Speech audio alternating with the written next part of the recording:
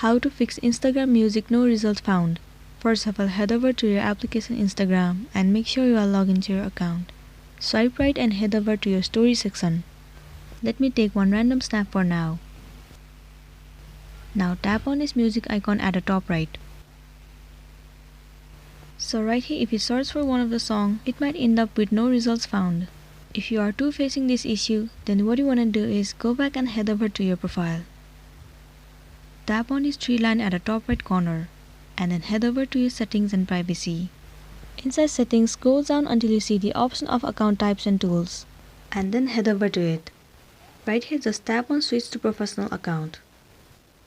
So all you want to do is switch from your personal account to professional account. And once you are on your professional account, you can search for any of the song and it will be available to you. And you'll be good to go. So that's it, and this is simply how you can fix Instagram Music no result found problem. I really hope this video is going to be helpful for you. Thank you for watching it till the end.